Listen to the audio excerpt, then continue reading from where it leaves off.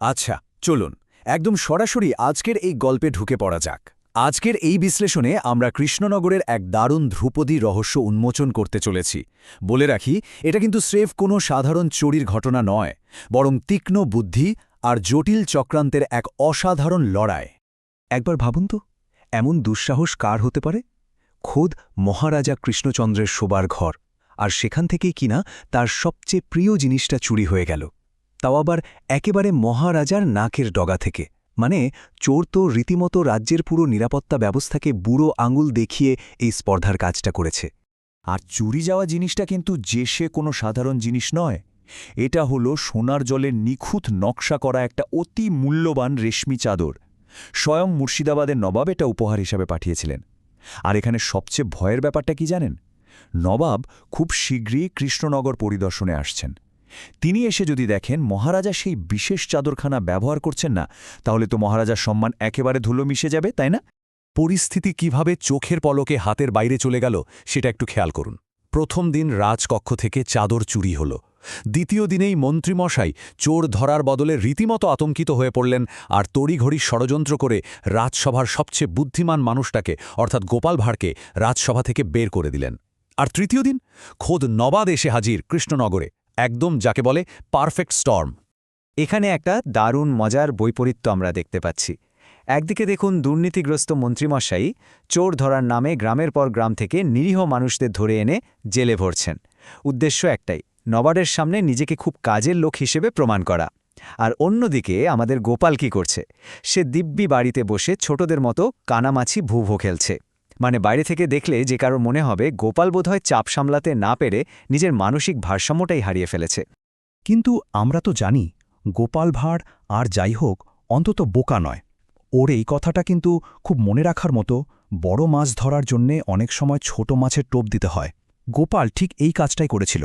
সে কেলেপ্যাঁচা নামের এক পরিচিত দাগি চোরকে দিয়ে একটা নকল রেশমি চাদর নিয়ে সোজা নবাবের সামনে হাজির করায়। এই চতুর চালে নবাবও সন্তুষ্ট হলেন, আর মহারাজার সম্মানও রক্ষা পেল। মাস্টার স্ট্রোক, তাই না? প্রতিশোধের ছক, কপাল বাবার উত্থান।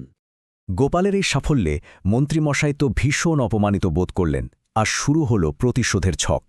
এই যে নতুন এক ভণ্ড সাধু, যার নাম দেয়া হল কপাল বাবা, সে মন্ত্রীমশায়ের মদতে একেবারে নিখুঁত একটা অলৌকিক ঘটনা সাজাল। প্রথমে তারা ভোলা নামের এক ঋণগ্রস্ত আর হতাশ ব্যবসায়ীকে টার্গেট করল। কপাল বাবা ভোলার সুসময়ের ভবিষ্যৎবাণী করল, আর তারপর ভোররাতে চুপিসারে তার দরজার সামনে সোনার মোহর রেখে এলো। এখন এখানকার সবচেয়ে আকর্ষণীয় বিষয়টা হলো ঠিক ১০০টি সোনার মোহর ব্যবহার করা হয়েছিল এই টোপ হিসেবে। ভাবুন একবার, একজন দরিদ্র আর দুস্থ মানুষের অন্ধ আনুগত্য একেবারে কিনে নেওয়ার জন্যই ১০০টি মোহরই কিন্তু যথেষ্ট ছিল। ভোলার চোখে কপাল বাবা রাতারাতি একেবারে সাক্ষাৎ ভগবান হয়ে গেল। এরপর যা হলো তা এক তথায় অবিশ্বাস্য। একজন মানুষের অন্ধবিশ্বাস কিভাবে দাবানলের মতো পুরো শহরকে গ্রাস করতে পারে, এটা তার একটা চমৎকার উদাহরণ। চারিদিকে শুধু জয় কপাল বাবার জয় ধ্বনি। পুরো কৃষ্ণনগর যেন মুখরিত হয়ে উঠল। সাধারণ মানুষের এই কুসংস্কারকেই হাতিয়ার করে ভণ্ড সাধু তার প্রতারণার জাল বিছিয়ে দিল। কিন্তু আসল ভয়ানক ষড়যন্ত্রটা তখনও বাকি। এটা ছিল একেবারে সুপরিকল্পিত একটা আক্রমণ। রাতের অন্ধকারে সুগন্ধি ধোঁয়া দিয়ে গ্রামবাসীদের অচেতন করে চোরেরা তাদের সর্বস্ব লুট করে নিল। আর পরদিন সকালে সেই কপাল বাবা নিদান দিল যে এই সমস্ত দুর্ভাগ্যের মূল কারণ নাকি স্বয়ং গোপাল ভাঁড়।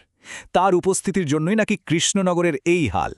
স্বাভাবিকভাবেই চারদিক থেকে গোপালকে তাড়িয়ে দেওয়ার দাবি উঠতে শুরু করল। গল্পের এই জায়গাটা সত্যিই ভীষণ নাটকীয় আর একই সাথে বেশ বেদনাদায়ক।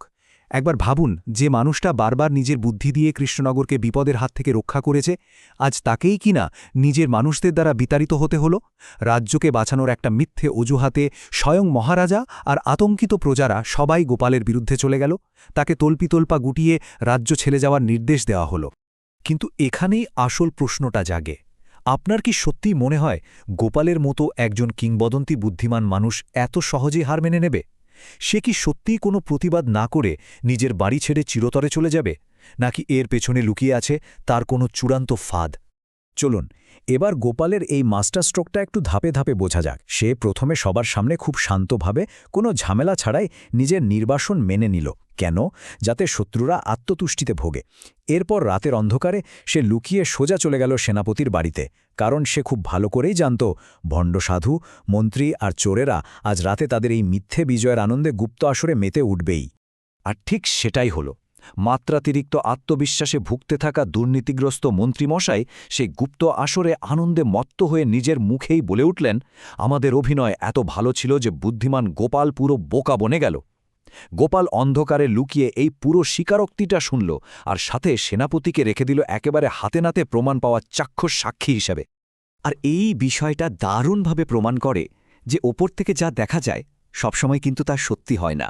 একদিকে ছিল কপাল বাবার সেই সর্বজ্ঞানী ত্রিকালদর্শী সাধুর মুখোশ, আর অন্যদিকে ছিল তার আসল রূপ, মানে মন্ত্রীর হয়ে কাজ করা এক সাধারণ প্রতারক, যে কিনা দাগি চোরদের সাথে হাত মিলিয়ে সাধারণ মানুষকে ঠকাচ্ছিল। গোপাল সেনাপতিকে সাক্ষী রেখে এই পুরো চক্রান্ত একেবারে ফাঁস করে দিল। সব সত্য সামনে আসার পর মহারাজা যে শাস্তিটা দিলেন তা যেমন কৌতুকপূর্ণ তেমনই একেবারে জুৎসই। তিনি নির্দেশ দিলেন মন্ত্রীকে পা বেঁধে সোজা উল্টো করে ঝুলিয়ে দিতে। মহারাজার যুক্তিটা শুনবেন, এতে নাকি রক্ত সব মাথায় উঠে আসবে, আর মন্ত্রীর মাথা থেকে যাবতীয় কুচিন্তা আর দুর্নীতির বুদ্ধি একদম ধুয়ে মুছে সাফ হয়ে যাবে। মানতেই হবে, এটা ছিল এক চরম তৃপ্তিদায়ক পরিণতি।